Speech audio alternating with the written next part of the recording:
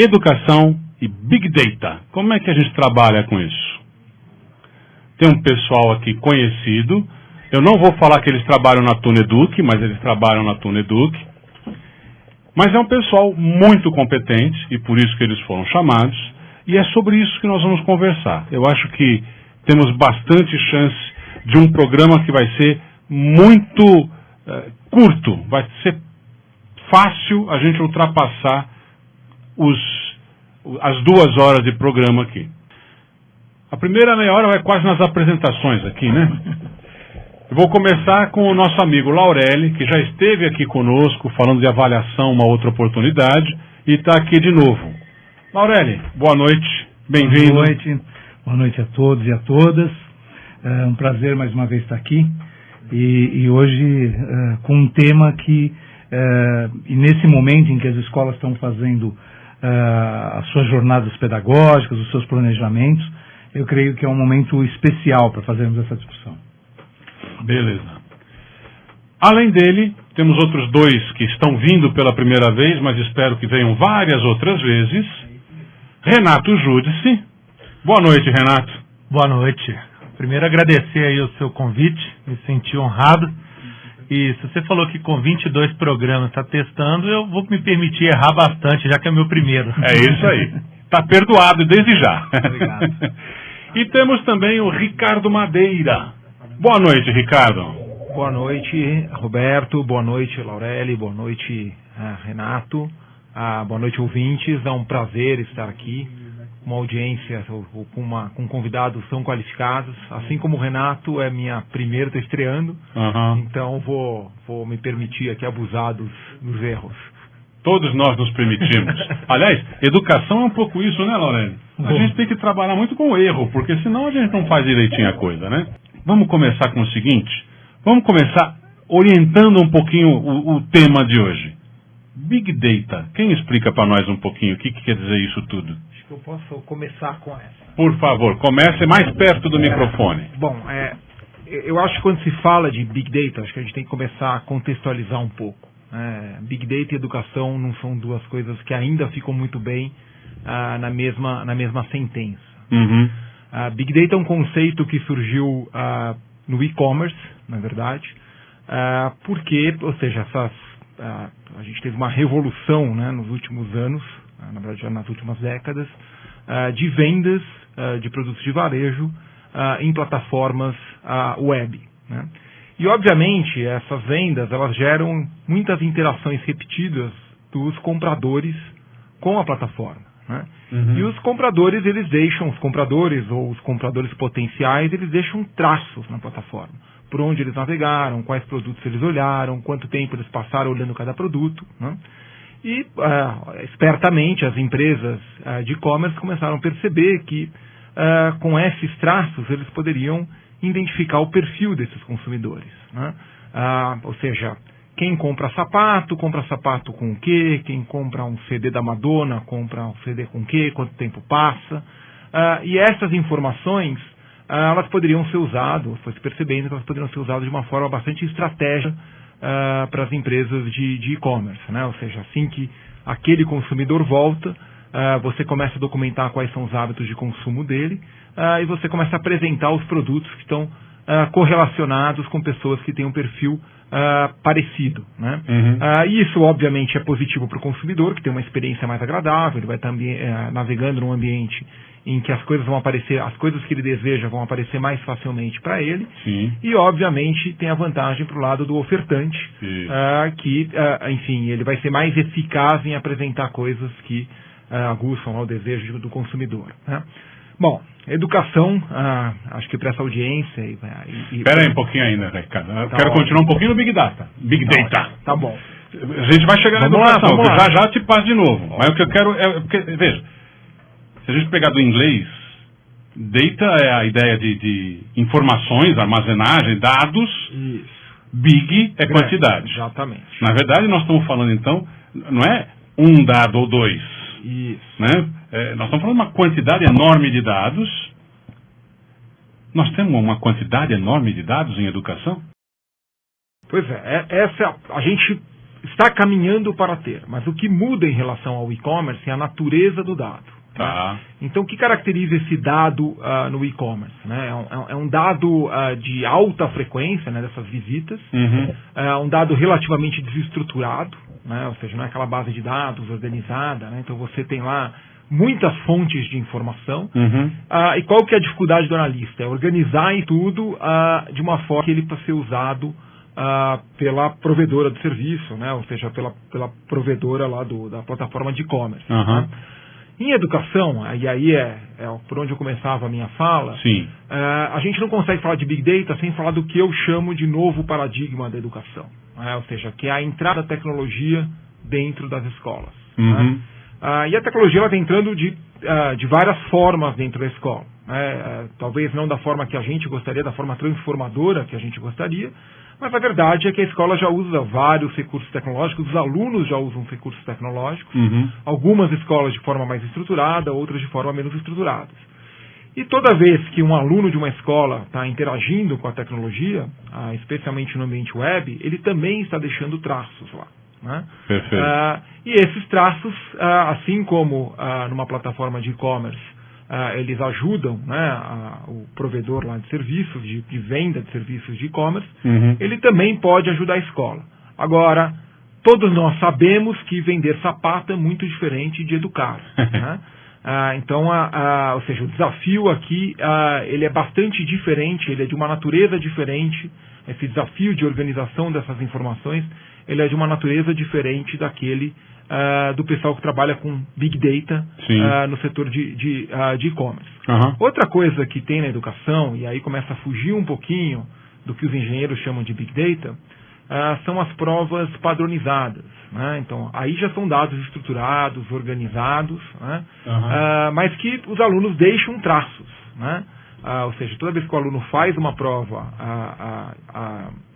estruturada e uma avaliação, ele está deixando lá traços que podem ser muito importantes para a escola identificar quais são as dificuldades dos seus alunos, para que o professor possa ajustar suas práticas às necessidades dos alunos. Perfeito. E isso fica muito mais interessante quando você consegue, por exemplo, combinar os traços deixados numa prova, né, o desempenho do aluno ali numa prova. Isso pode ser muito rico, você pode analisar questão a questão, ter uma análise qualitativa, né, e pedagógica das questões. Então você pode ter esse dado que vem das avaliações combinado com os traços que ele deixa nas ferramentas digitais da escola. Né? Então quais conteúdos ele acessa, quais vídeos ele assiste. E na hora que você começa a cruzar essas duas coisas, você começa também a documentar o perfil do aluno. Né? Perfeito. E aí você pode fazer associações desse perfil com o progresso que ele tem.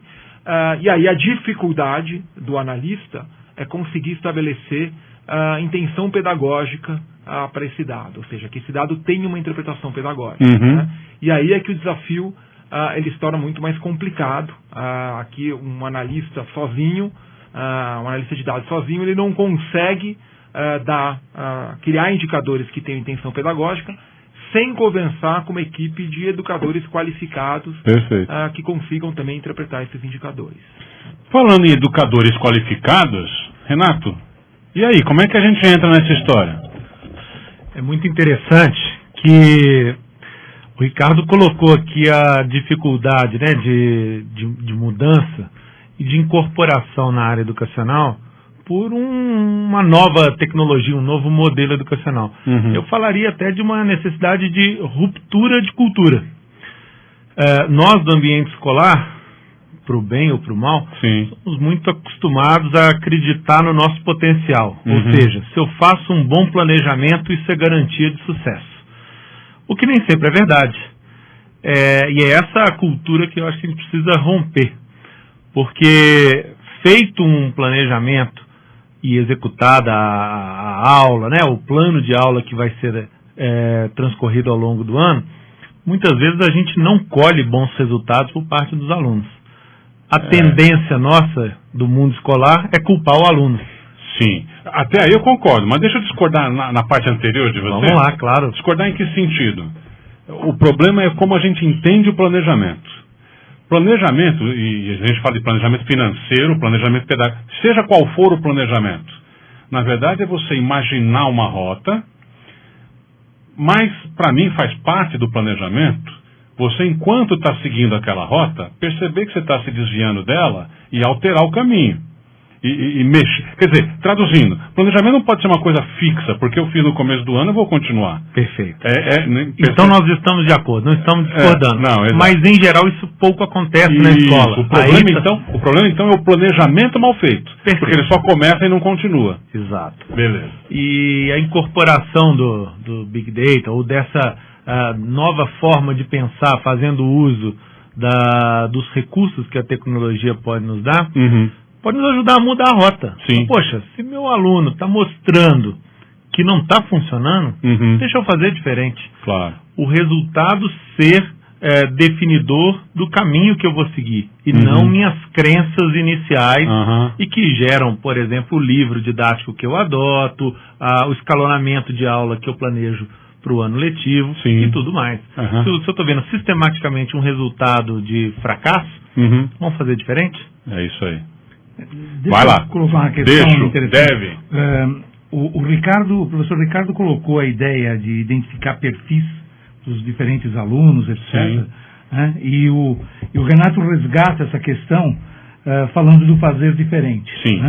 Me parece muito interessante isso, porque a escola que nós tínhamos, a escola que eu estudei, a escola lá do século passado, ela era uma escola que formava todos os alunos do mesmo jeito, da mesma forma. Sim. Então era uma escola que preparava aluno para trabalhar numa indústria e, portanto, ela precisava de um sujeito que tivesse um trabalho maquinal e repetitivo.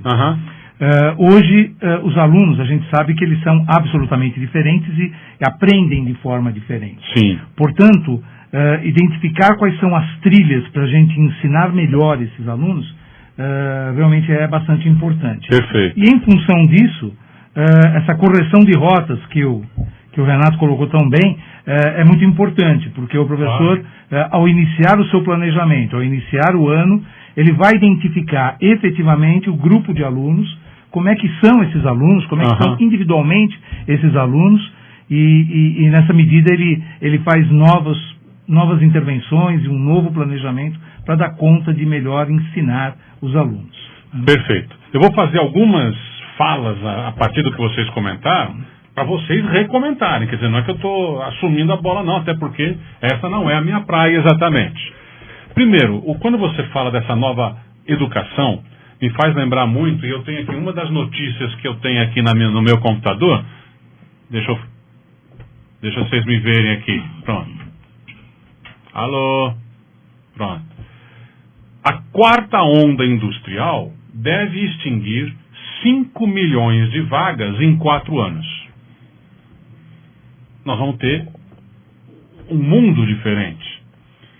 Não é só a questão do aluno ser outra, nesse ponto que eu queria comentar, e você está corretíssimo, mas além disso, que aluno nós estamos formando? É um aluno para ser desempregado, porque nós estamos formando para uma educação para uma profissão que não existe mais, ou com condições, com competências e habilidades que não vão ser exigidas, e não formamos para as que vão ser exigidas? Então, tem um pouco essa história do mundo, dentro do planejamento que o Renato estava colocando. Qual é a nossa visão de mundo?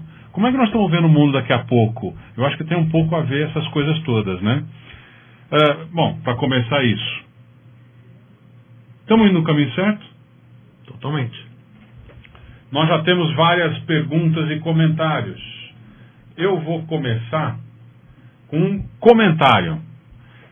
Silvia Figueiredo Gouveia, da Escola Lourenço Castanho. Ela faz só um comentário. Bom, primeiro, Silvia, eu lembro de você, viu? Ela já esteve aqui, já falou com a gente aqui no programa, ela falando sobre inclusão. Ela é uma das pessoas especialistas em inclusão, diga-se de passagem, além de ser a diretora da Escola Lourenço Castanho. E ela faz só um comentário, eu queria que esse comentário fosse, alguém de nós comentasse. Eu não tenho dúvidas que é interessante trabalhar com isso. Acho que o Enem, se não tivesse se transformado em uma competição, seria muito útil para o planejamento das escolas. Quem quer falar sobre isso? Eu posso começar algumas reflexões sobre o assunto. Eu acho que é verdade. Eu acho que tem que lembrar um pouquinho, dar um passo para trás, lembrar um pouco a história do Enem, né? O Enem, ele surge... Ricardo, você está recebendo coraçõezinhos aqui no Periscope, viu? Que ótimo. Porque minha mulher vai gostar muito. Mas, bom, como eu ia dizendo, a gente tem que recuperar um pouquinho a história do Enem, né? O Enem, ele começou como uma avaliação do ensino básico, né? Então, uma prova de saída do ensino básico. Vários países têm esse tipo de expediente, né? Eles adotam uma avaliação para avaliar como que os alunos estão saindo do ensino básico. Ele começou com essa característica e ele foi se transformando ao longo do tempo, né? E ele já começou meio que aleijado com essa característica, né? Porque ele era uma prova de avaliação do ensino básico, só que ele não era obrigatória, nem todos os alunos faziam. Então existia a seleção.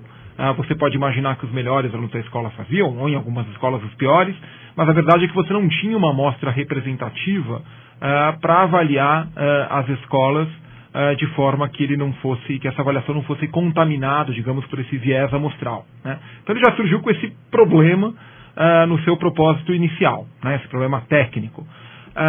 Bom, depois ele foi se transformando, né? E ele sofreu a sua grande transformação em 2009, quando ele passou a ser corrigido pela teoria de resposta ao item, que tornou o Enem as suas notas comparáveis entre os anos, né? Então aqui acho que vale só explicar, né, que uma prova que usa a teoria clássica, ela é uma prova que ela é corrigida por simplesmente você conta lá quantas questões o aluno acertou, calcula a porcentagem de acerto. E obviamente esse método não permite a comparabilidade no tempo, né? Porque se a prova ficou mais difícil, um aluno que domina, um aluno tão bom quanto o outro, ele vai ter um desempenho pior ou seja, se você olhar só a porcentagem de questões que ele acertou. E a teoria de resposta ao item, ela vem, né? Ela já é uma coisa que existe há muito tempo na estatística, que os educadores estatísticos tomaram isso emprestado para resolver este problema aí de ajuste da dificuldade da prova ao longo do tempo, né? Então isso é uma das coisas que a teoria de resposta ao item compra. Então o Enem passou a adotar essa característica, essa metodologia em 2009, né? E o governo federal começou a dar muito peso, importância para o Enem, né? Vários programas oficiais passaram a ser,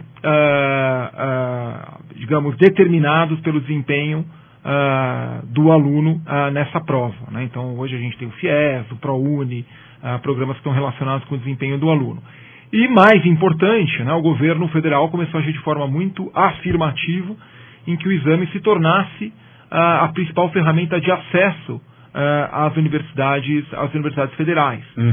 E aí o Enem começou a ganhar, a coisa começou a se complicar, porque a gente começou a ter uma ferramenta uma avaliação que inicialmente foi desenhada para avaliar o sistema, né, para avaliar como os alunos estavam saindo da educação básica, e que, por outro lado, também começou a servir para outros propósitos, né, para ingresso em programas oficiais do governo federal, e, em particular,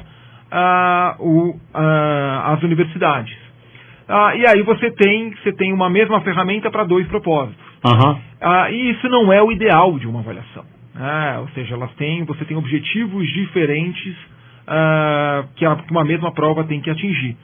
E aí, para complicar essa história toda, né, na hora que você tem uma avaliação que ela é comparável entre anos, que ela é comparável entre escolas, o que acontece? A imprensa, a reação natural da imprensa, até pela fome da comunidade, é de começar a comparar as escolas, né?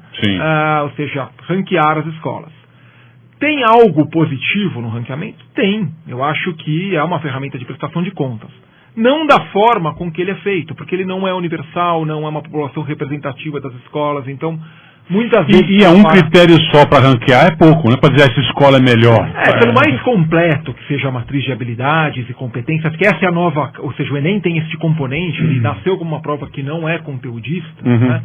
Exatamente um pouco para atacar essa sua crítica, né? Responder essa crítica de que a prova tem que medir habilidades e não conteúdo, né? Ele, na hora que ele começa a servir para o vestibular e o acesso universitário, ele começa a perder um pouco desta característica dele, que é interessante para uma avaliação de sistema. Por quê? Porque as universidades, elas querem, para elas é importante avaliar se os alunos dominam determinados conteúdos ou não. Ricardo, você vai continuar falando isso, eu só quero dizer que você está respondendo também ao Robério Castelo, da Conexão Aquarela, lá de Macapá. E ele está dizendo, a pergunta dele é a seguinte: por que o Enem de 2015 veio mais conteudista? Bom, eu vou até deixar que o Renato, acho que está querendo... Pode entrar. Eu esqueci que tinha mais gente aqui. Eu vou tentar emendar as duas, mas voltando ainda no comentário da Silvinha, você quando nos apresentou aqui, faltou falar que na educação, enquanto a gente descansa, a gente carrega pedra. Ou seja, além de ter lá a labuta na Tuneduc, eu também sou diretor de escola. Para você. Bom, espero que seja da minha esposa, assim como o Ricardo, mas vamos lá.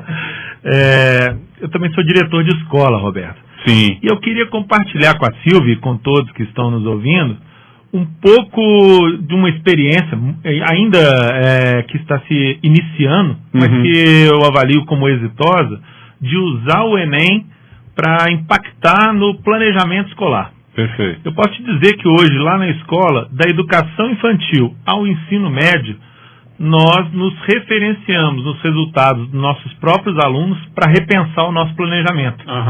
Hoje o Enem, ele é divulgado, os seus microdados são divulgados e existem soluções que permitem tirar informação pedagógica. O Ricardo falou bem dos rankings. Os rankings às vezes são cruéis, mas se você tem acesso à informação pedagógica que gerou aquele ranking, aquele resultado, aquela proficiência do aluno, aí sim isso se torna muito útil. Lá na escola, por exemplo, a gente percebeu que sistematicamente, desde 2009, nós formávamos alunos com dificuldade em ler gráficos e tabelas.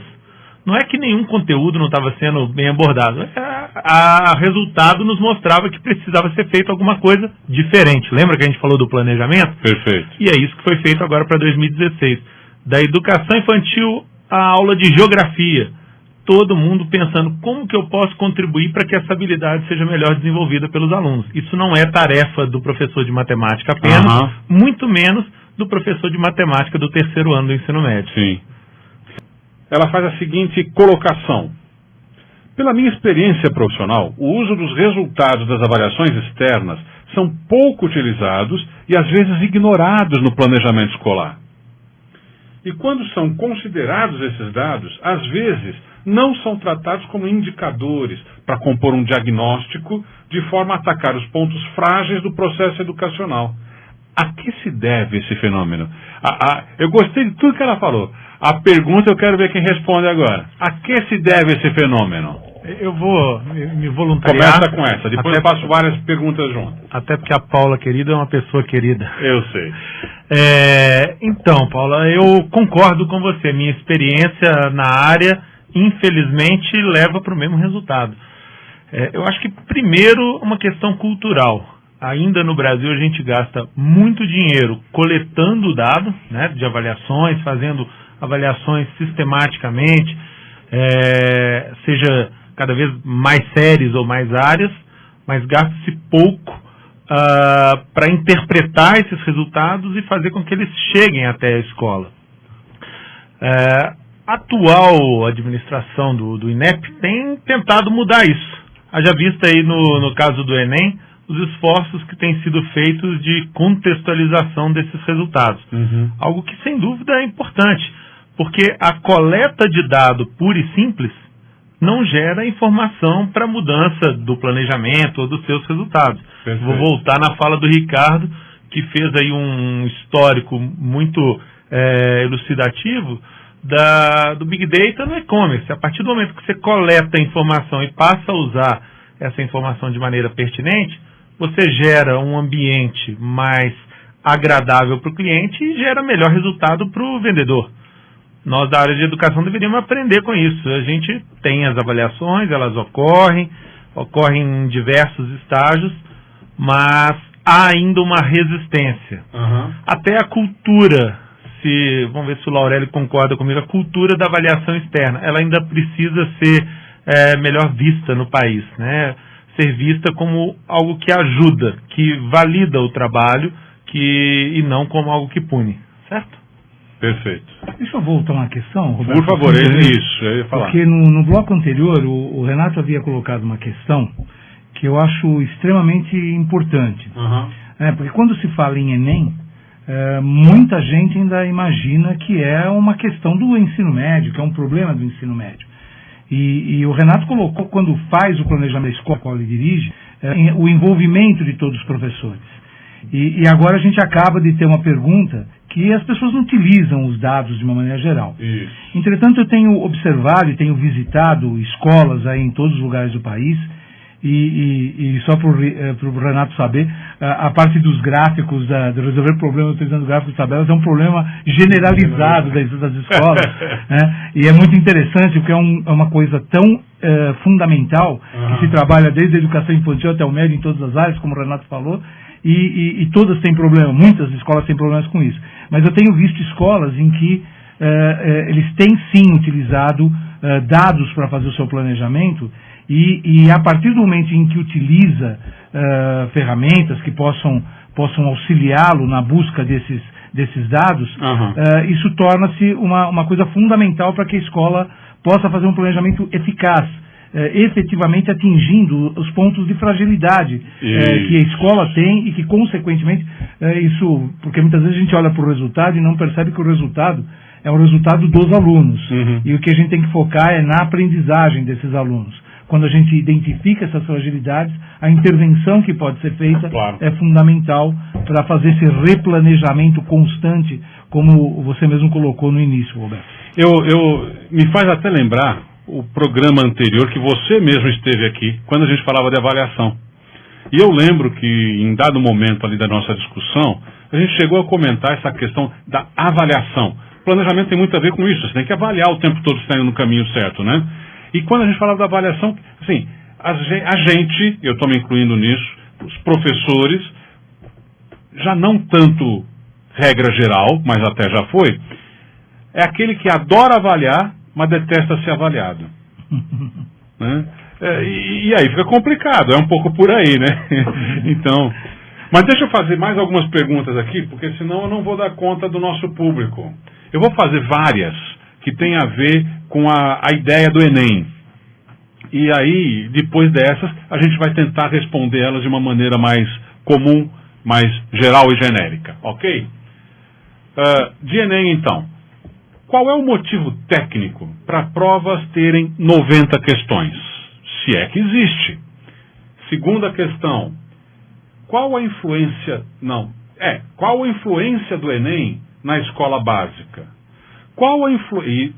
Deixa eu falar quem está perguntando. Hilton, de Belo Horizonte, qual é o motivo para as 90 questões? Elizabeth Maia Cardoso, Colégio 7 de Setembro, Fortaleza, perguntando a influência do Enem na escola básica. Silvio Mota, de Fortaleza, também de Fortaleza, perguntando qual a influência do Enem no currículo da escola.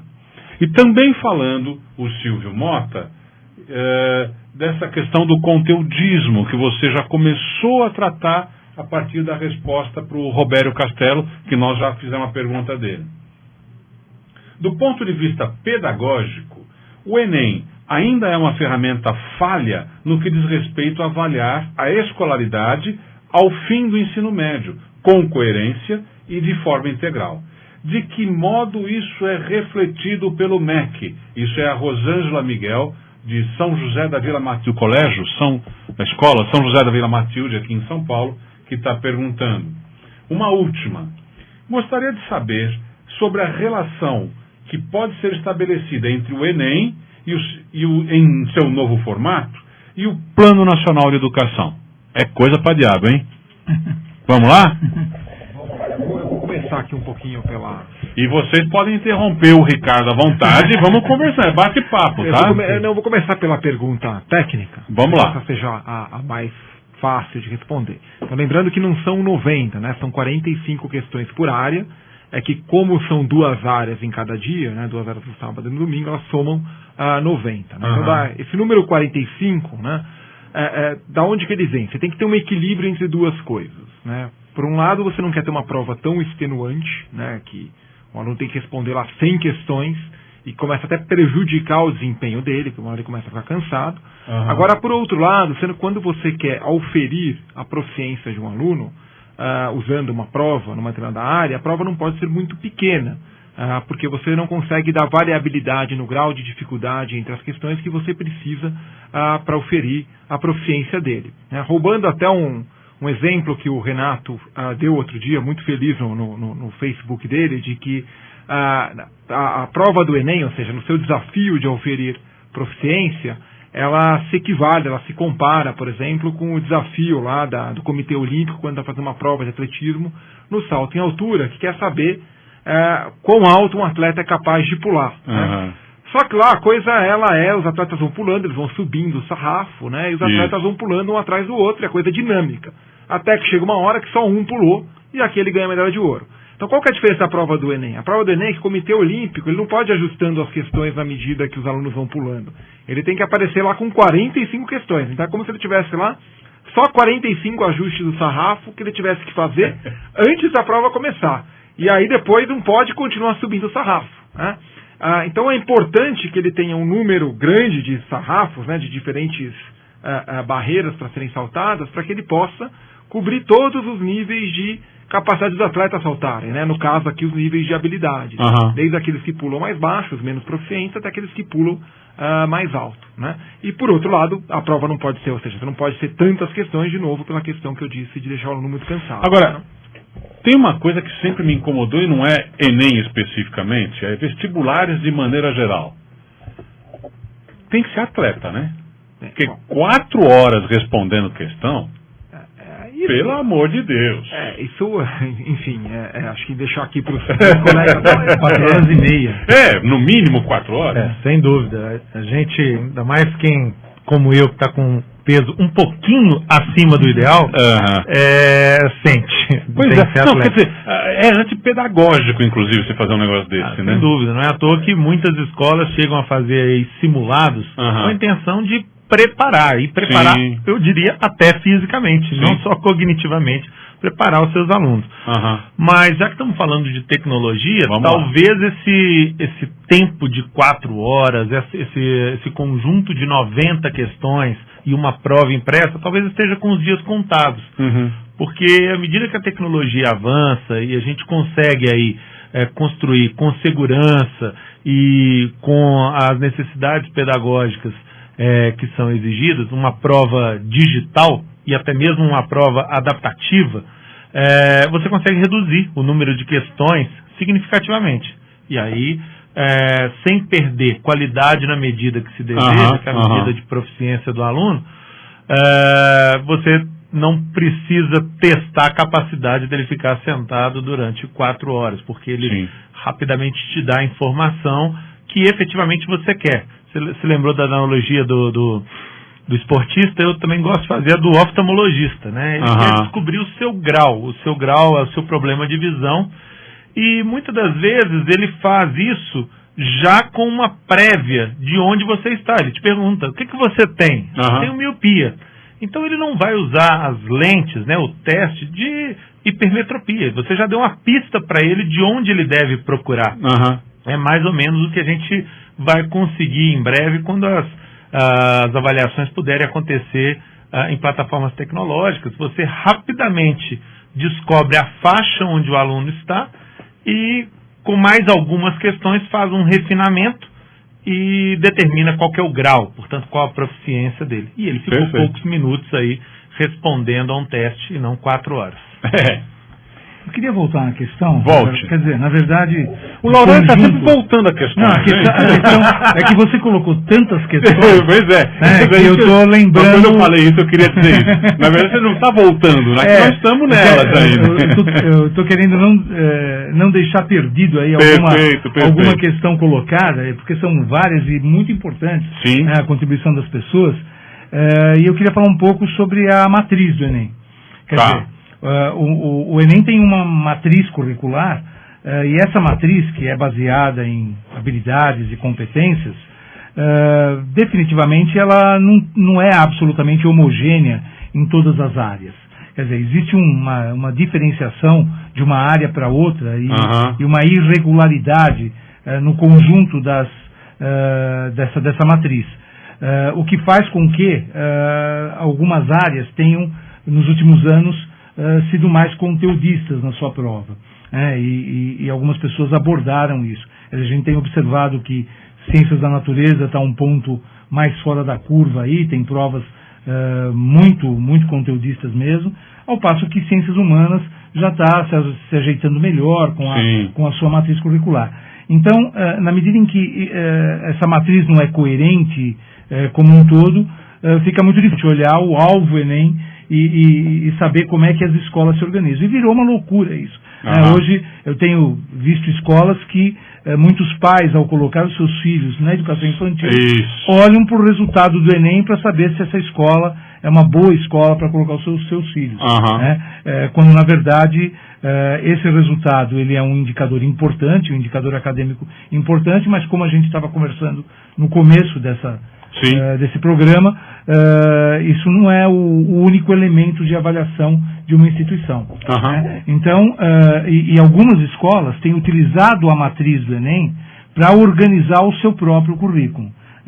E outras escolas ainda utilizam os diferentes materiais didáticos para utilizar a organização curricular. Perfeito. Então, eu creio que termos um currículo mínimo é uma necessidade hoje no país, o que está sendo, de uma certa forma, contemplado aí com esse plano, mas esse plano eu acho que ainda tem críticas que são feitas a ele. Perfeito. O Laurelli abriu aí um assunto importante, que é a questão das matrizes. E nós tivemos duas perguntas, ambas vindas do Ceará, em relação ao impacto que o Enem tem na escola e no currículo. Então, eu vou dar um passo atrás, lembrando a diferença entre matriz curricular e matriz de referência, ou matriz de avaliação. Essas coisas, de certa forma, são correlacionadas, mas são distintas. E aí eu respondo aos nossos amigos lá do 7 de setembro, que a preocupação é quando o impacto na escola é tal que a matriz curricular dessa escola se transforma na matriz de avaliação. Aí é preocupante, porque a escola trabalha muito mais, ou tem a chance de trabalhar muito mais do que o Enem consegue cobrar hoje. Até porque é uma prova escrita de múltipla escolha. Já pensou abrir mão de trabalhar a oralidade, a integração em grupo e outras formas de expressão com os alunos, porque o sistema de avaliação ao final do ensino médio é um sistema de avaliação cognitivo, impresso e de múltipla escolha? Seria uma redução catastrófica. Então, esse impacto é preocupante.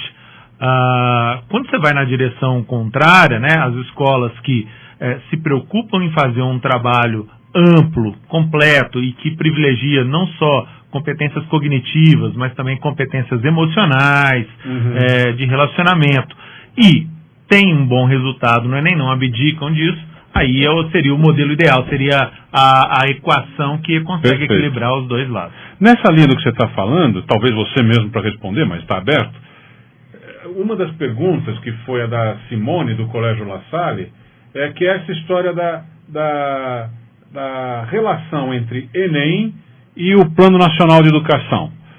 Eu digo o seguinte, não me passa pela cabeça que o Enem seja o que monta a grade, o que monta o ensino médio, nem a escola em geral. Como o Laurel estava dizendo, desde o infantil, lá estão perguntando do Enem. Então acaba sendo o Enem como formador de currículo, de opção de currículo. A ideia é a seguinte, é o contrário, né? É o contrário. Quer dizer, o Plano Nacional de Educação vai trazer alguma coisa, a grade por onde eu posso caminhar, e a partir dela é que o Enem tem que ser colocado. Sem dúvida. A ordem aí, nesse caso, faz toda a diferença. Então, o Plano Nacional de Educação tem que ser balizador das avaliações externas que serão geradas. E eu insisto, inclusive, aqui num aspecto simples, porém importante, que é o formato da avaliação. Se você vai para o PISA, que é uma avaliação internacional, ela já tem um formato de avaliação que considera outras competências um pouco mais complexas. E estão, inclusive, fazendo testes agora de questões em que você grava o aluno. Assim como você está aí nesse momento, nos gravando aqui, transmitindo ao vivo, já existem testes de gravação. Portanto, o aluno deixa de responder apenas marcando um X numa questão de múltipla escolha e é avaliado pela sua capacidade de expressão oral, enfim, de articulação de raciocínio, porque está sendo filmada. Enfim, a gente tem tanto recurso hoje, por que nós vamos minimizar a nossa escola ou o nosso Plano Nacional de Educação com que uma avaliação é capaz de aferir? Puxa o microfone. Concordo aqui com o Renato e adiciono que, na verdade, a gente começou essa discussão da avaliação um pouco de ponta cabeça, né? A avaliação ela veio antes de um currículo nacional, né? Ou seja, agora a gente está fazendo a nossa base comum, o INEP está terminando aí a consulta dele sobre a base comum, e isso veio depois das provas, né? Então a gente fez a coisa completamente de ponta cabeça. Agora a gente espera corrigir, né? Vamos terminar essa discussão sobre a base comum e aí sim a gente pode construir uma avaliação em cima daquilo que nós, educadores, o que a sociedade pactuou como é isso, são essas habilidades, são essas as competências que a gente exige, que a gente quer formar os nossos alunos, né? E aí a gente vai poder, aí falando realmente de Plano Nacional de Educação, em termos de meta, uma vez que a gente tem uma base comum, existem as expectativas de aprendizado para os diferentes anos, aí sim a gente consegue construir metas de qualidade de educação, onde para determinados estágios, onde a gente quer que nossas crianças estejam, né? E hoje a gente não tem essa estrutura, porque a gente chegou antes com a avaliação do que a discussão de currículo, né? Márcio Costa, do Colégio Sagrado Coração de Jesus de Alfenas, ele faz uma coisa interessante. Qual o diferencial das escolas mais bem colocadas do país? O que elas fazem de diferente? Elas se preocupam realmente com o aprendizado de todos os alunos ou a preocupação é recrutar os melhores alunos e desenvolver um trabalho com eles? A Rúbia Fantauzi, que é do Colégio M2 de Lagoa Santa, gostaria de saber dados das notas mínimas e máximas das 4 áreas e a pontuação na redação no Plano Nacional. Essa é fácil, né? Ela quer só uma ideia técnica dos números, mas é tranquilo. Karina Bolzan, do Uno Internacional Campinas. De que forma o planejamento com base nos distratores pode contribuir para a melhora da performance dos alunos no Enem? Uma última nessa linha. Hildenberg de Oliveira Lopes, de Natal, Rio Grande do Norte, Colégio Master. O propósito do Enem é um dia levar aluno a ser convidado pelas universidades pelas suas notas acadêmicas, desde o Fundamental 2 até as séries finais? Não sei se dá para entender. Se eu entendi, é pegar o histórico do aluno e não um único exame para... É tipo um programa seriado que algumas universidades fazem, né? Eu acho que essa é a pergunta dele. No fundo, o que eu quero pegar com essas perguntas, vamos tentar generalizar um pouquinho. Enem e a escola. Vamos lembrar um pouquinho. O tema Big Data. E quando a gente fala tanto de Enem, nós estamos dizendo um dos grandes Big Datas que a gente tem para um planejamento pedagógico é o Enem. Vamos começar a entrar na história? Como é que é isso? O Enem, ele traz elementos interessantes para quem quer levar a ideia de Big Data para a escola, né? Então, primeiro, pela questão dele ser organizado em cima de uma matriz de referência, né? Então, isso permite indexação, né, de como que você pode segmentar a prova, desempenho em diferentes questões, em diferentes partes da prova, que se associam com diferentes habilidades que o aluno domina ou não, né? Então, como a prova é feita dessa forma, você consegue usar recursos estatísticos para criar decomposições desses dados que permitem à escola identificar em quais habilidades os alunos, em quais componentes da matriz, né, os alunos estão indo mal e estão indo bem, né? Então essa estrutura facilita. Outro elemento importante que a gente já mencionou aqui é o fato de ter a comparabilidade no tempo garantida pela aplicação, né, pelo uso da trilha de resposta ao item, né? Então isso permite com que você consiga ter uma régua que é comparável no tempo, né? Então a escola consegue identificar se ela está melhorando ou se ela está piorando com uma medida que efetivamente é comparável. Ricardo, desculpa, mas eu queria que você já falou um pouquinho, mas rapidamente, fala um pouquinho da teoria de resposta ao item, até porque, além de muitos professores ainda se confundirem com isso, mas o nosso público não é só de professor. Então vale a pena. O que é isso exatamente? Quer dizer, qual é a diferença de uma prova normal para uma prova no TRI? Rapidamente. Perfeito. Como eu tinha dito antes, tipicamente uma prova, ou seja, ela é corrigida, uma prova de múltipla escolha, ela é corrigida, você conta lá o número de questões que o aluno acertou, né? E aí você divide pelo número de questões totais e tem a porcentagem de acerto. Ou seja, todas as questões têm o mesmo peso, têm a mesmo valor. Mesmo valor, né? Então, a teoria de resposta ao item, uma das coisas que ela compra é que ela permite a comparabilidade no tempo. Então, ela iguala, né, as dificuldades das provas em diferentes momentos do tempo. Se eu estou entendendo, as perguntas são diferentes, mas elas são equiparáveis em valor. Isso não é só feito com a estatística. Tá? Essa comparabilidade ela é garantida por um trabalho pedagógico também que tem que ser feito para calibrar essa escala. Tá? O trabalho estatístico, puramente estatístico, o que ele faz é ponderar as questões pelo grau de dificuldade de uma forma muito interessante, né? Ou seja, o aluno que tem mais consistência pedagógica, então aquele que acerta da questão mais fácil para mais difícil, né? Ele tem um padrão consistente, ele tem um desempenho, ele é premiado, né? Em relação àquele aluno que, por exemplo, ele mostra um padrão aleatório de resposta. Então ele acerta algumas questões fáceis, outras difíceis, de forma que ele não está mostrando que ele domina a matéria com consistência. Então, do ponto de vista estatístico, é isso que a teoria de resposta ao item compra, né? Ela atribui pesos diferentes para as questões, preservando essa lógica da consistência, né? Tá. E aí, com esse tratamento pedagógico que você faz, né, em achar itens âncoras de provas de anos diferentes, você consegue garantir essa comparabilidade no tempo, criar uma escala, digamos que é uma régua única que se compara no tempo, né? Nesse sentido, tem lógica falar, como alguns aqui já perguntaram, inclusive, como a gente viu na imprensa, esta prova deste ano é mais conteudista do que a prova do ano passado, ou coisa desse tipo? Tem dois aspectos, né? A prova é a prova, né? É claro que, como eu disse, para garantir essa comparabilidade no tempo, tem um desafio pedagógico gigantesco. Itens têm que ser pré-testados, eles têm que ter determinado comportamento, né, pedagógico que você vai inferir a partir. Então você desenha uma prova, pré-testa e olha como esses itens se comportam, né? E você tem que garantir, basicamente, que a prova seja capaz de discriminar diferentes níveis de habilidades. Agora, tem uma escolha pedagógica que é feita, que é como as questões vão ser formuladas, né? Elas podem ser menos conteudistas ou podem ser mais conteudistas, né? Então, ou seja, para que se utilize a teoria de resposta ao item, você pode usar numa prova conteudista ou numa prova que não é conteudista, né? Então, esse é um critério pedagógico, digamos assim, e não estatístico, né?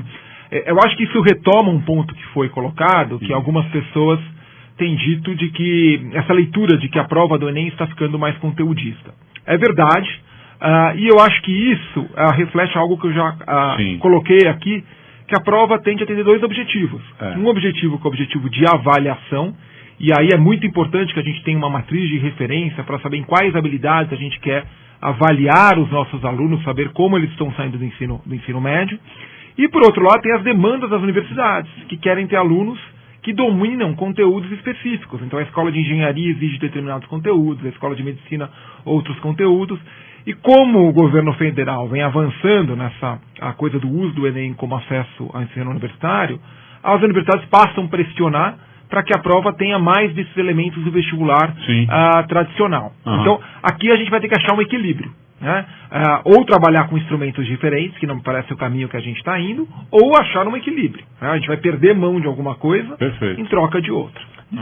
Por favor. Sobre os itens que Vamos lá. O Ricardo estava falando, que a lógica do Enem é muito diferente de um vestibular convencional, na qual as alternativas de uma questão, como é chamada no vestibular convencional, ela não tem coerência. Então, vamos imaginar um exercício de matemática, a resposta é 90, as alternativas serão 70, 80, 90, 100, 110. Sim, sim. No caso do Enem, isso vai ser diferente. Até teve uma pergunta que falava sobre a questão dos distratores. Você está falando porque você já leu, porque eu não li ainda essa pergunta aqui, mas é isso Não, aí, vamos lá. Você leu sim, você falou dos distratores. Então vamos lá. E nessa pergunta, nós temos trabalhado incansavelmente lá na Tuneduc exatamente para que a gente possa olhar todos esses dados e transformar esses dados em uma informação aos professores que seja útil em sala de aula.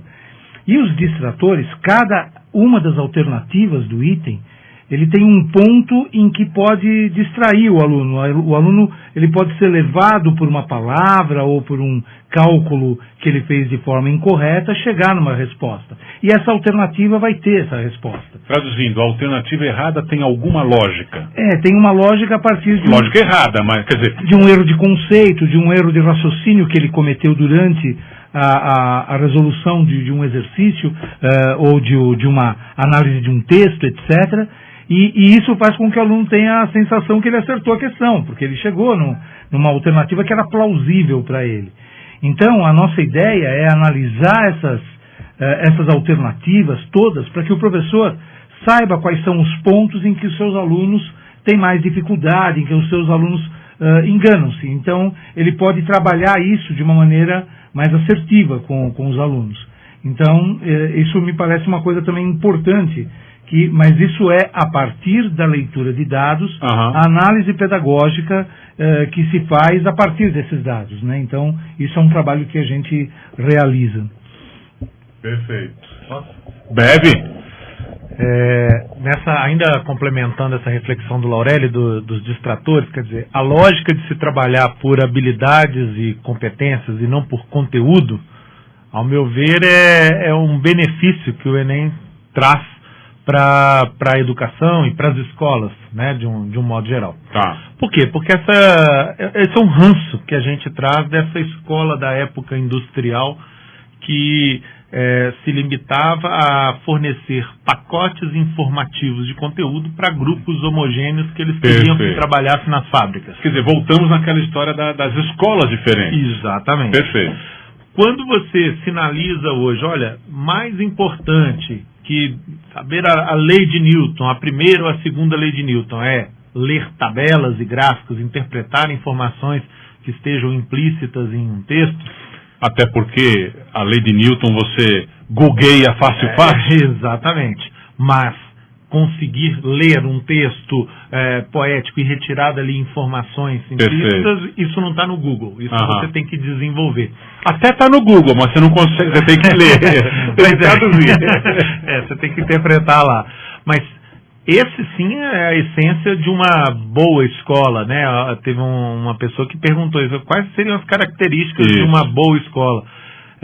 Ainda que seja um pouco utópico, mas eu diria que a boa escola é aquela que trabalha dessa forma, visando o desenvolvimento de competências nos seus alunos e ainda consegue se sair bem nessas avaliações que lhes são postas. Quer dizer, abrir mão de um ou de outro, para mim, é uma perda enorme.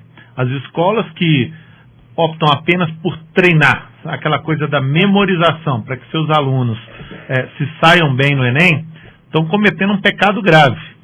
Porque o Enem normalmente é feito quando o aluno tem 18 anos. Só que a expectativa dele é 80, então tem mais 50, 70 anos de vida depois. Esse é um dado importante.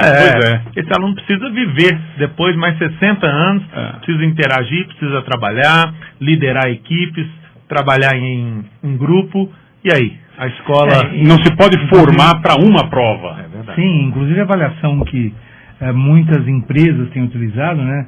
Outro dia eu discutia com um grupo que eu estava numa escola, que uma empresa, ao fazer um teste para um grupo para uma determinada vaga, ela colocou numa sala 4 pessoas que estavam aguardando para fazer o teste, e nisso eles deixaram um papel ao lado do cesto, no chão, para ver se alguém tomava a iniciativa de pegar o papel e colocar dentro do cesto. Certo. Isso era um valor que era importante para aquela empresa, que era uma iniciativa de não deixar o lixo fora da Ok. lixeira. Né? Então, hoje as organizações, elas estão avaliando de forma muito diferente. E, portanto, isso que o Renato havia colocado, e até no outro bloco ele também reforçou, né, a questão que você trabalha não só os aspectos cognitivos, mas tantos outros dentro da escola. Né? Então, Perfeito. o Enem não é o fim. O que é isso? Né? O Enem é uma avaliação que vai acontecer lá. Né? E teve uma pergunta falando, as escolas do topo da lista do Enem são as boas escolas? Isso aí. Eu responderia que talvez não. Eu não estou duvidando da qualidade ou da honestidade dessas escolas. Não é isso que eu estou colocando aqui, não é essa polêmica, ainda que a gente poderia falar sobre isso. Mas não é essa polêmica que eu quero abrir. Quero falar algo forte do ponto de vista acadêmico. Existem pesquisas muito bem estruturadas na linha de efeito escola. O que significa isso? Um esforço que é feito para tentar extrair dessa nota, seja ela em qual avaliação foi feita, qual foi o impacto da escola, qual foi o impacto do próprio aluno. Perfeito. E das condições de contorno, as condições de vida desse aluno, o impacto familiar, o nível socioeconômico. Portanto, e aí a gente usa a mão da estatística para fazer isso, existem modelos que nos permitem separar quantitativamente de uma dada nota qual percentual equivale efetivamente à escola. Sim. Então eu responderia a essa pessoa que as boas escolas são aquelas que têm alto efeito escola. Perfeito. E que não necessariamente estão lá no topo da lista. Você quis ser um pouquinho político, né? Mas eu não sou muito político e eu posso aqui. Eu quero dizer o seguinte, quero lembrar o seguinte. Sim, existem algumas ocasiões em que algumas instituições, eu falo das instituições, não cito quem, procuram tratar a questão do ranking de uma maneira marketológica pura e simples. De que maneira? Divide a mesma escola em 2 CNPJs diferentes, 2 empresas diferentes. E ao fazer isso, numa empresa, ele põe uma sala de aula só do 3º ano do ensino médio, que aliás é aquela que tem só bons alunos, por uma coincidência. No outro CNPJ ele põe os outros alunos. Eles podem até não estar estudando na mesma sala fisicamente, mas como empresa são 2 CNPJs diferentes. O que acontece? Primeiros lugares do Enem está aquela escola. Se você for ver a outra da rede, está lá embaixo. Mas, então, existe sim alguns momentos em que as escolas dão um jeito de perfumar, de criar alguma coisa que não é verdadeira, né? Agora, Diga. por outro lado, como que a gente sabe disso? Porque o INEP divulga os dados. Isso. Então, na verdade, a resposta para isso não estão nos dados. Isso. A gente consegue descobrir a partir dos dados quem faz isso e quem não faz isso. Aham. Então, essa é outra vantagem de você usar as informações para entender essas estratégias Perfeito. que as escolas dão. Hoje a gente sabe isso, Aham. porque os dados estão lá disponibilizados, a gente consegue trabalhar vários cortes dos dados. Aham. O INEP vem cada vez melhorando o trabalho na sua divulgação, como o Renato disse, na questão de contextualização Sim. dos dados, o que permite cada vez mais que a gente entenda essas estratégias e que elas acabam, no final das contas, na hora que as estratégias são expostas, as escolas que adotam as estratégias têm que prestar contas por que eu faço isso. Né? Então, enfim, até neste sentido, nesse aspecto, o Enem, a divulgação dos dados do Enem ajuda a escola e ajuda a comunidade a entender como as diferentes escolas enfrentam essa questão do ranking. Né? Então, acho que esse é um ponto importante. Outro ponto que eu queria enfatizar aqui, um pouco diferente do Renato, sobre... concordo plenamente com o Renato, acho que é um ponto adicional, sobre essa questão da avaliação. A avaliação externa, no final, para a escola, ela é muito importante. Se a escola encara a avaliação digamos, de forma de frente, né, ela consegue ter uma postura afirmativa sobre sua proposta pedagógica. Né? Então, é absolutamente natural que uma escola não deseje ser a primeira do Enem. mas ela certamente tem várias das habilidades que estão lá que ela quer desenvolver, que estão no seu planejamento pedagógico, que para elas são essenciais. Então a gente sabe que tem muitas escolas por aí que o seu objetivo, a sua proposta, não é que ela seja melhor no Enem, que o aluno entre na universidade dos seus sonhos, mas muito mais associado à questão de formar o cidadão, a entregar as habilidades do século XXI, que vão além das habilidades mensuradas pelo Enem. Mas certamente existem habilidades lá que ela deseja entregar. E na prova, porque a prova tem essa estrutura, ela é aberta, é transparente, é uma avaliação de larga escala que permite comparação, a escola madura, ela fala, não, tudo bem, nessas habilidades aqui eu não quero estar indo bem, eu não faço questão de ir bem, e ela tem que prestar conta para os pais. Fala, olha, nossa proposta não é ir bem aqui, mas nessas outras aqui, a gente tem que ir muito bem. Perfeito. Então uma escola pode, por exemplo, abrir mão de que os seus alunos leiam gráficos e tabelas. Fala, olha, eu não estou interessado nesse tipo não acho que esse seja um caso real, mas ela pode falar, não estou interessado nesse tipo de habilidade. Ela vai ter que prestar contas para os pais, para os seus clientes, né? E ela vai saber, não, a gente está atingindo nossos objetivos, porque naquilo que a gente quer formar os nossos alunos, a gente está conseguindo. E por outro lado, obviamente, se ela não está indo bem naquilo que ela se propõe ir bem, ela vai ter que fazer uma reflexão sobre, o que eu estou fazendo de errado. Essa coerência, essa clareza é fundamental de ser mostrada para os pais. Quer dizer, aqui nós devemos ter muitos pais que estão ouvindo, e muitas vezes isso o impressiona, né, os resultados do Enem, e muitas vezes ele não leva em consideração que muitas escolas são absolutamente inclusivas e trabalham com todos os alunos, seja aqueles alunos que têm dificuldade, seja aqueles alunos que são com menos dificuldades. E a escola trabalhando com todos e fazendo com que o seu resultado seja um resultado não só da pontuação que ela tem no Enem, mas ela declarando mesmo o que é importante para ela e o que não é. Perfeito. E na medida que isso fica claro, isso para os pais é uma tranquilidade, porque o pai vai ter a opção de buscar aquela escola que mais vai ao encontro das suas necessidades. E isso a gente enxerga claramente, que tem escolas que, apesar de não serem as primeiras no Enem, a gente percebe a consistência da evolução dela ano a ano. Ou seja, ela está preocupada com uma melhoria e ela vai melhorando ano a ano. Então é importante ela, a partir dos dados, identificar suas fragilidades para poder ir melhorar. Perfeito. Melhorar a cada momento. Beleza. Deixa eu aproveitar aqui. Primeiro, o Periscope tinha dado uma travada, o pessoal saiu, eu já retornei, o pessoal está retornando aqui que eu estou vendo. Pelo YouTube, tem um comentário, o Sérgio Lutz, respondendo ao que a gente comentou aqui dele. É fascinante trabalhar com dados concretos na educação, um campo que tem muito a ganhar se utilizar essa prática. Nossa escola cresce muito utilizando essa prática. É o Colégio Concórdia, lá de Porto Alegre.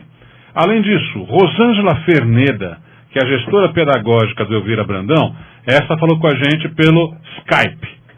E ela está dizendo aqui, é um comentário: práticas educativas inovadoras e significativas para o aluno contribuem, e muito, para um bom desempenho no Enem.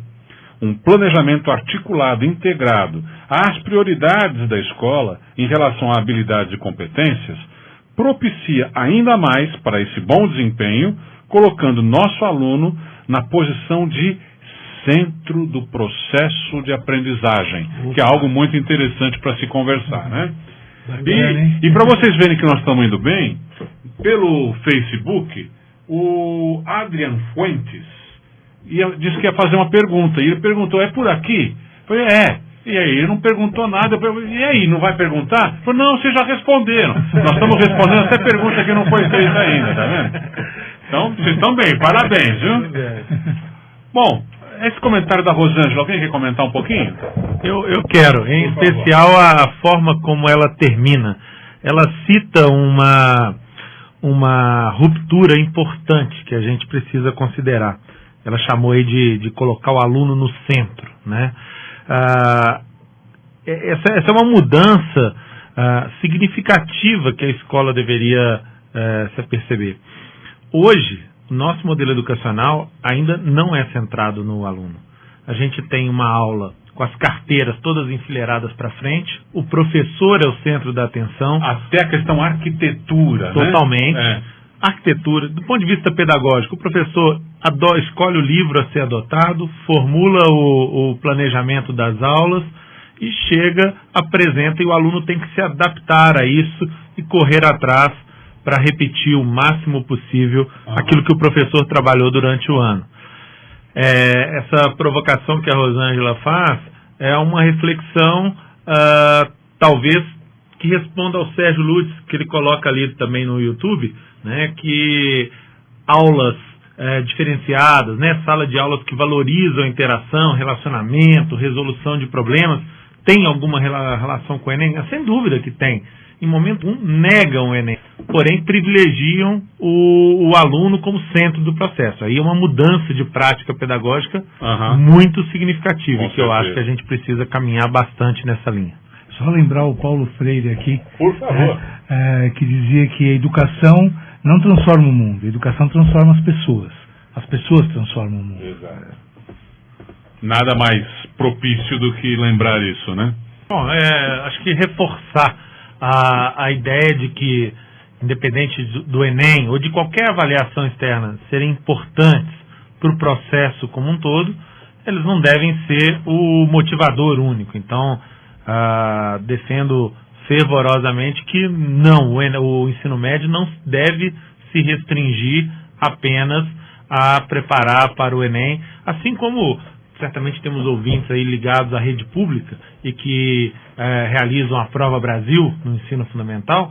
A lógica é a mesma, né? As escolas de ensino fundamental não devem se limitar apenas a preparar para a Prova Brasil. Esse é um dos fatores. Perfeito. E a escola vai muito além disso. Eu queria talvez voltar em duas perguntas aí que foram feitas.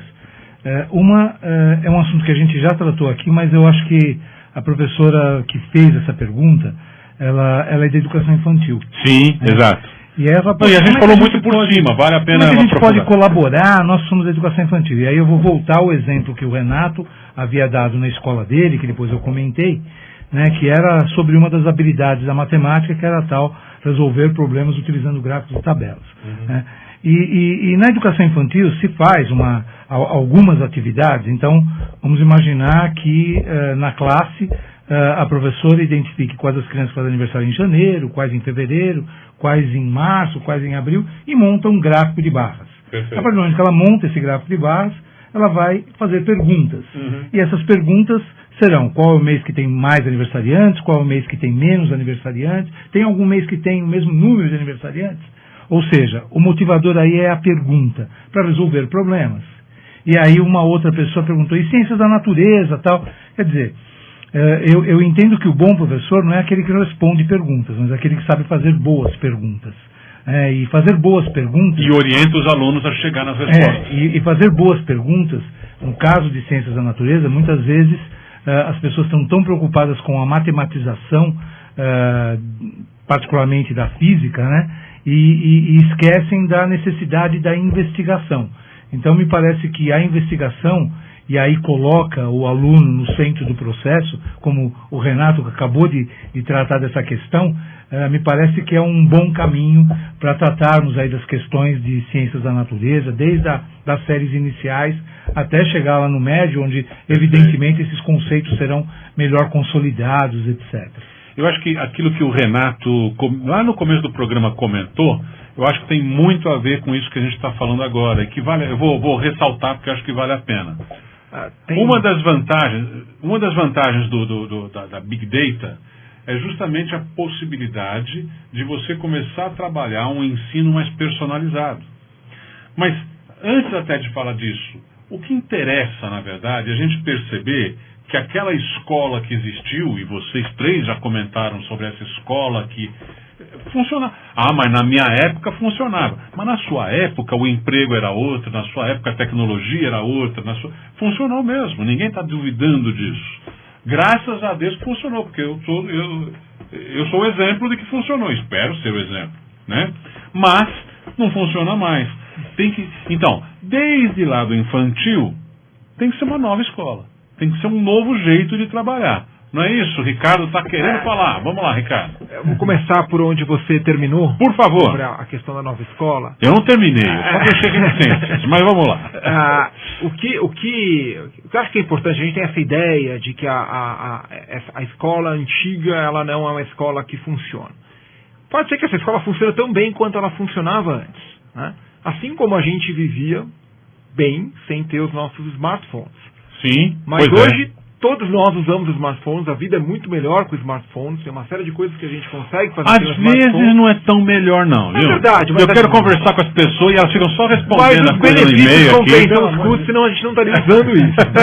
Então, a gente gasta dinheiro com esse troço, a gente passa um bom tempo nisso, porque ele traz elementos importantes para a nossa vida, na nossa rotina, né? Ou seja, a nossa rotina melhorou por conta dessa inovação. Então, aquela escola, ela tem um potencial gigante, mesmo para quem ela funcionava, e mesmo sendo uma experiência que para muita gente funcionou, ela pode ser muito melhor, ela pode nos levar para outros, digamos, exceder nela, né? Ou seja, melhorar ainda mais a nossa formação. Então, acho que esse é um aspecto importante, né? A gente tem que também olhar para elementos daquela escola que funcionaram para algumas pessoas. Sim. E como a gente pode levar aquilo que funcionou para algumas pessoas para outras pessoas. A tecnologia pode nos ajudar a fazer isso através das possibilidades de compartilhar as boas práticas com velocidade, com agilidade, usando os meios tecnológicos. Tem outros dois pontos aí de perguntas que surgiram, que eu queria comentar um pouquinho. Por favor. O primeiro é sobre o ensino infantil, né, de 0 a 6 anos. As pesquisas mostram, né, a gente ficou muito aqui focado em questões mais do ensino médio e algumas questões do ensino fundamental que estão muito presentes no Enem, mas o ensino infantil, cada vez mais as pesquisas mostram que o ensino infantil ele é fundamental para aquilo que vem à frente, né? Ou seja, você ter uma boa formação no seu ensino infantil. Inclusive o James Heckman, que é um economista que ganhou o prêmio Nobel, hoje grande parte da pesquisa dele é dedicada sobre a importância do ensino infantil, né? E o que ele mostra, na verdade, o ensino infantil é uma janela muito importante na formação do nosso capital humano, né? Porque as pessoas ainda têm muita maleabilidade. Você consegue, perfeito, sim, você consegue atuar sobre habilidades que depois, mais à frente, você não consegue, né? E eu acho que um dos nossos desafios em termos de educação pública é exatamente expandir o alcance da educação pública para o ensino infantil. Fora que ele tem outras consequências, né? Ele empodera a mulher no mundo do trabalho, então ele traz outras consequências importantes. Então, acho que em termos de política pública, a gente está bastante atrasado nessa questão da importância do ensino infantil. E um outro ponto que o Laurelli já mencionou, e eu queria adicionar, sobre ciência da natureza, né? Ciência da natureza, eu tive, há 2 anos atrás, eu tive visitando a Escola de Educação de Stanford, né? E eles estão lá dentro do Vale do Silício, né, trabalhando com as tecnologias mais modernas, né? Pois é. E tem um conceito que eles vêm investindo muito, que é o conceito de Fab Lab, né? O que é o Fab Lab? O Fab Lab é uma oficina em que os alunos colocam suas mãos para produzir objetos usando tecnologia, né? E ele é muito interessante, porque ele é absolutamente interdisciplinar. Então você constrói um projeto, o aluno idealiza um projeto e constrói o projeto usando, né, as habilidades e os conteúdos das diversas áreas, né? Uhum. E tem um enfoque muito grande em ciências, né? E aí tem coisas interessantes que estão diante de nós nos próximos anos, né? Então, por exemplo, uma das coisas que eles estão desenvolvendo são laboratórios que são à distância, né? Então é um laboratório, que é um laboratório físico, existe um prédio que tem lá os componentes químicos, né? E os alunos que estão, por exemplo, num país muito pobre, eles podem manipular aqueles componentes químicos fisicamente através de uma interação virtual. Então, eles têm tubos de ensaios, eles podem fazer misturas, podem fazer exercícios, né? Então, a gente está diante de um mundo em que a gente vai ter muitas novidades nessa área. Com certeza. De ciência da natureza, e a tecnologia vai entrar aí como um componente em que o aluno vai produzir a tecnologia dentro da escola, né? O aluno no centro do aprendizado, do processo de aprendizagem, né? Né, Laurelli? É isso aí.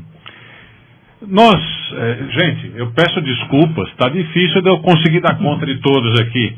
A Paula Querido, já há algum tempo, mandou aqui mais uma reflexão, uma pergunta, mas muito interessante. foi discutido na mesa uma questão que me levou a uma reflexão.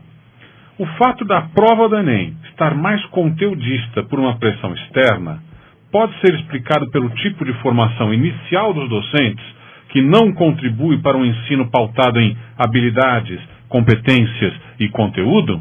E só para dar conta um pouquinho de tudo que eu estou recebendo, o Sérgio Lutz, lá no YouTube ainda, quero saber quando será o próximo programa. No final desse eu comento isso, tá bom, o Sérgio Lutz? O Roberto Tristão, via Facebook, do Colégio Loyola de Belo Horizonte, considerando o fato de que a leitura e o trabalho com dados extraídos das diferentes edições do Enem subsidia parte de uma proposta pedagógica escolar, qual a sugestão para que esses dados façam parte da rotina das equipes acadêmicas e pedagógicas que trabalham cotidianamente com uma matriz de ensino e não exatamente com uma matriz de avaliação externa? Tá? Tem outras perguntas, mas aí para uma última fase eu faço as últimas perguntas, ok? Essa reflexão foi muito interessante da Paula querida. Alguém quer falar alguma coisa? Professor, como é que fica nessa história? A formação do docente. Os docentes não são formados para isso. Eles são formados para dar aula. E eu estou pondo aspas aqui. A gente não consegue ver porque está na rádio, mas eu estou pondo aspas, né? Dar aula. Não para fazer o aluno ser sujeito de aprendizagem. Não. Como é que a gente pode trabalhar essa questão? É verdade.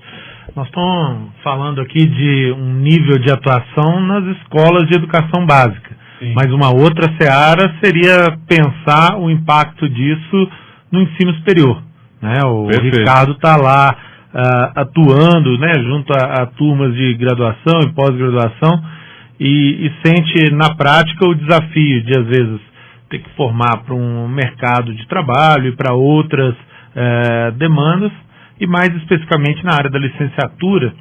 A formação docente no Brasil ainda carece de reflexão. Verdade. Eu avalio que a gente avançou bastante.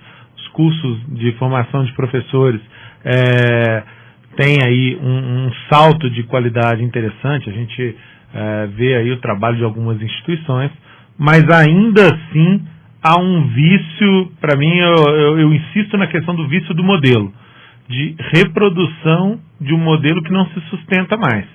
E aí, consequentemente, esse professor, quando chega ao trabalho, à sala de aula, onde ele vai dar aula, usando o mesmo verbo que você escolheu, Roberto, ele tem a tendência ou a facilidade de replicar aquela aula que, para ele, parece mais confortável. Perfeito. E, com certeza, uma aula mais expositiva, uma aula mais conteudista, como a Paula usou, ela sai mais facilmente. Você montar uma dinâmica, você fazer com que o aluno construa e desenvolva as suas competências, é bem mais complexo do que ensinar a terceira lei de Newton. Perfeito. E colocar para os alunos responderem umas 4 ou 5 questões. Só para dizer, você já vai falar, Ricardo, eu quero que você fale, mas para dizer que a Ana Lúcia da Luz Mazardo, que é coordenadora do Júlio de Castilhos, faz uma pergunta muito semelhante. Nós estamos respondendo a ela também ao falar isso. Gostaria de discutir a formação dos professores da rede pública, considerando o ensino por competência exigido no Enem. É mais ou menos a mesma linha, né? Mas vamos lá, Ricardo. Não, perfeito. Eu acho que essa questão da formação, ela é central, né? Nós estamos aí diante desse novo paradigma, como eu já disse aqui.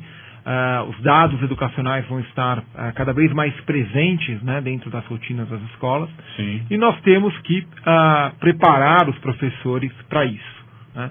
E o desafio aqui é dos dois lados, né?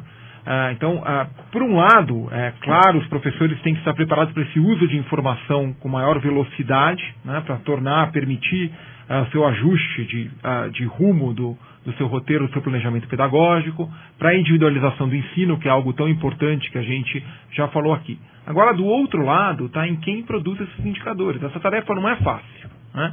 Produzir indicadores que tenham intenção pedagógica, né, e que consigam ser interpretados pelos professores não é uma tarefa fácil. Então, do mesmo jeito que o analista de Big Data lá do e-commerce consegue gerar uma experiência tão agradável para quem navega, por exemplo, na plataforma da Amazon, que as coisas vão aparecendo e você nem percebe que tem um algoritmo super sofisticado lá no fundo e isso melhora a sua experiência, cabe a nós, né, que estamos pensando na questão de como levar a organização de informações para dentro da escola, pensar numa forma que isso entre de uma forma tão intuitiva quanto acontece lá no e-commerce, né? Então, quando o Netflix entra e propõe soluções para a gente fica todo muito feliz, nossa, esse Netflix me conhece muito bem, resolveu o meu problema, não preciso ficar aqui procurando, já estou vendo o vídeo que eu quero. Né? A gente tem que pensar em soluções que consigam entrar com essa harmonia, digamos assim, dentro do ambiente escolar. Que não é nem um pouco fácil, né? Não. O Facebook, por exemplo, está tentando isso até hoje, na timeline de cada um, né?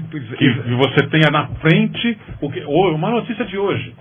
Hoje, uma das notícias, o Facebook está tentando uma nova forma, porque só com a programação já desistiu de conseguir pôr para cada um dos bilhão de pessoas que assiste, que usa o Facebook, de pôr na frente o que você prefere ver.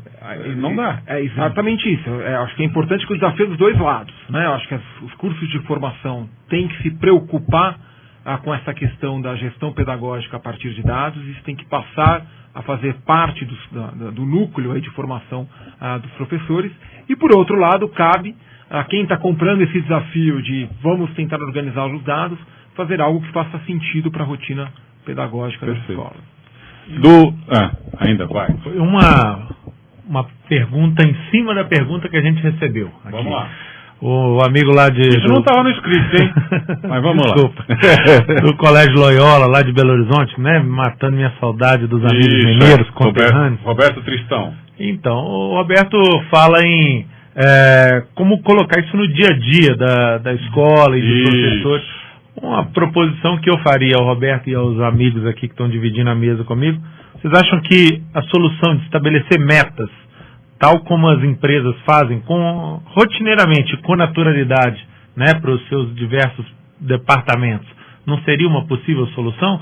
Quer dizer, hoje a gente tem condição de analisar o resultado por área, por habilidade, enfim. A gente poderia estabelecer metas e, consequentemente, aumentar o nível de compromisso de cada um dos envolvidos, até do professorado, não só da coordenação. O que vocês acham disso? Essa questão que o Renato colocou é ótima. Porque, puxa, a vida do professor não é fácil. Não é fácil. Concordamos. Ele tem que trabalhar com alunos que nasceram num outro paradigma completamente diferente do dele. Ele sempre trabalhou alimentado pela lógica dos conteúdos. De repente aparece essa coisa aí que temos que fazer diferente, temos que fazer a partir das habilidades, das competências, e eu acho que existe um tempo aí de maturação. Mas o Renato pensa num aspecto que a gente tem trabalhado na Tuneduc em cima disso, né, que é mesmo criar até um simulador, né, porque a gente pode identificar quais as habilidades que a minha escola teve um resultado que não foi bom, e eu posso propor um conjunto de ações e a partir daí eu simular qual seria o meu resultado, qual seria a minha posição se eu tivesse melhorado numa determinada habilidade ou competência ou objeto de conhecimento. Tem uma questão importante que o Renato trouxe, que é uma questão de cultura que ele já trouxe aqui, que é fundamental para o ingresso da escola nesse novo paradigma, né? A escola resiste muito às práticas corporativas. Tipicamente, ela sempre resistiu muito às práticas corporativas. Quando a gente fala de metas, fala, não, isso não funciona na escola. A gente tem que lembrar que existem corporações de várias naturezas. Então, por exemplo, a indústria criativa, ela é uma indústria que, ou seja, até a indústria de criação de tecnologia, que, ou seja, privilegia tanto a criatividade, ela tem desafios parecidos com alguns desafios que a escola tem. Então, por exemplo, algo que já foi documentado na literatura de governança corporativa, que essa indústria, quando você põe incentivos muito fortes que punem o erro, ela sofre com isso. Porque se você quer fomentar a criação, a criatividade, você não pode punir o erro, porque você cria errando, né? Mas eles têm seus mecanismos de incentivos, eles têm seus programas de metas que são compatíveis com a realidade deles. Então, o que eu quero dizer, a escola ela tem as suas idiosincrasias, ela é uma corporação, digamos, diferente, tem as suas particularidades, mas certamente existe um modelo de metas e desafios que cabe neste universo da escola. E cabe à escola achar como que ela pode atuar. O que a gente não pode ser é conservador, né? Ser resistente à ideia antes de praticá-la e testá-la. Perfeito. Eu queria, já chegando na conclusão, pegar aqui um pouco do que vocês estão falando agora, com a última pergunta que eu tenho aqui para pegar do nosso povo. A Mara de Souza e Silva, ela é gestora do Instituto Souza Mota, em Duque de Caxias. Ela pergunta o seguinte: como faço para saber o resultado da minha escola? Vou, acrescentando a pergunta da Mara, nós falamos muito de Big Data como tema do programa. E aí falamos muito de Enem e teoria de resposta ao item e como isso resolve na escola e ranking. Está na hora da gente juntar isso tudo. E ao juntar isso tudo, sem nenhuma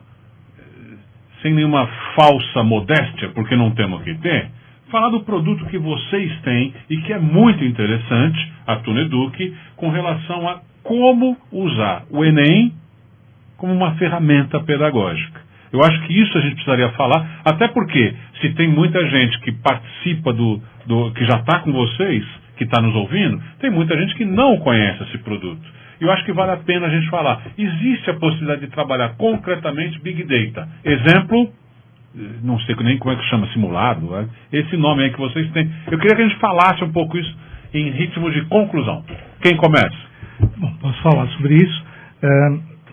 Bom, na verdade, quando ela coloca como posso saber o resultado da escola, através dos microdados, você tem lá o código da escola, tem o código dos alunos que estão ligados a essa escola e tem todo o vetor de resposta de todas as questões que esse aluno respondeu na sua prova. A partir daí, a gente criou uma ferramenta de análise desses dados, na qual a gente batizou de módulo Enem. Quer dizer, quando a gente trabalha com essa ferramenta, a ideia é exatamente você ter análise de dados e encontrar relatórios que possam fazer sentido para a escola, para poder fazer essa gestão pedagógica. A partir dos seus erros, ela poder analisar esses erros, ver por que errou e ver quais foram as habilidades, as competências que mais impactaram no seu resultado. E, a partir daí, definir prioridades.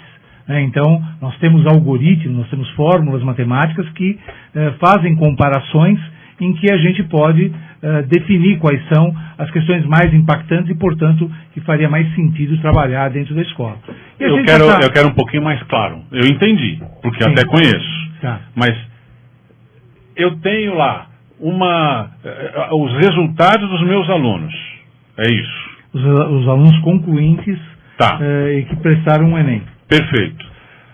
Aí, eu não vou saber só que eles erraram tantas questões, eu vou saber, explica um pouquinho mais.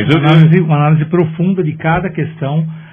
Questão. A gente tem análise de todas as questões do Enem, desde 2009, área por área, na qual a gente profundamente identifica todos os problemas que aconteceu, todos os distratores, como a gente já conversou. Agora está começando a gostar. Eu estava tentando destacar a questão de a gente ver como é que foi isso ao longo do tempo. Então eu consigo identificar num determinado objeto de conhecimento específico. Então eu quero saber juros e eu consigo identificar como é que os alunos dessa escola foram ao longo do tempo. E mais, a gente pode comparar o resultado dessa escola com outras escolas, outros parâmetros de comparação. E um ponto importante é que a ferramenta permite aquele tipo de leitura que a gente falou aqui, né, de como a escola está desempenhando nas habilidades. Né? Então você tem a decomposição da prova no nível das habilidades, que é um nível mais granular que o nível de proficiência.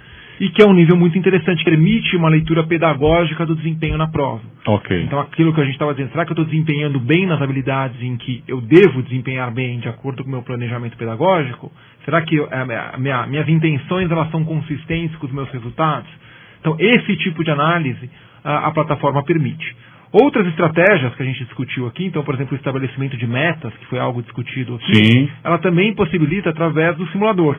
Você consegue simular, por exemplo, se você melhorar em determinadas habilidades e até objetos de conhecimento, né, que é algo mais granular, ligado ao conteúdo, se a gente ou seja, se a escola melhorar em tantos por cento nessas dimensões, quantos pontos ela conseguiria na prova do Enem. Então, tem uma série das estratégias que a gente discutiu aqui, associadas aos benefícios que o Big Data pode trazer para o planejamento pedagógico, estão já presentes no módulo Enem.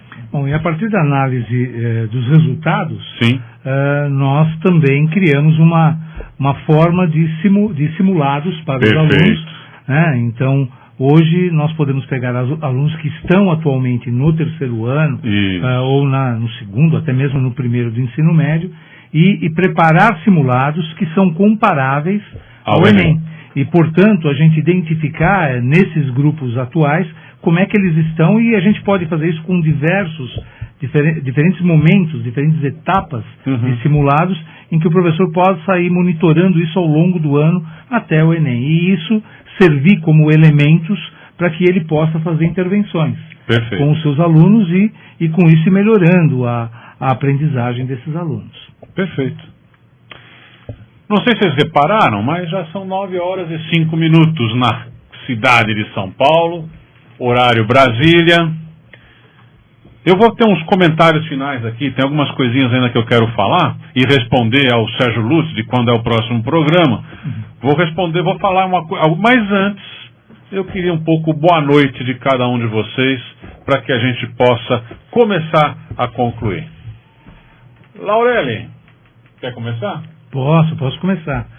Bom, foi um prazer imenso estar aqui, acho que foi uma conversa muito agradável, foi delicioso, o Roberto conduz de um jeito muito provocativo e muito animado, né? A gente se sente absolutamente em casa e confortável, e eu espero sinceramente que essa conversa tenha contribuído de alguma forma, que as pessoas que iniciaram e começaram a assistir esse programa, ou ouvi-lo, né, da forma como a mídia que ele utilizou, né, que tenham agora ao final tenham sido um pouquinho melhores do que estavam no começo, quer dizer, com mais informações, com mais conteúdos, e tenha gerado reflexões. Se ficaram perguntas que não estão sendo respondidas, é melhor do que se todas as perguntas tivessem sido respondidas, porque isso vai fazer a reflexão. Quando eu falei que os bons professores são aqueles que fazem boas perguntas, é porque quando ele responde a pergunta, o outro já não pensa mais. E quando ele faz uma boa pergunta, faz o outro refletir, faz o outro pensar para ter as suas soluções. Eu queria dar boa noite a todos e obrigado por essa oportunidade, Roberto. Renato.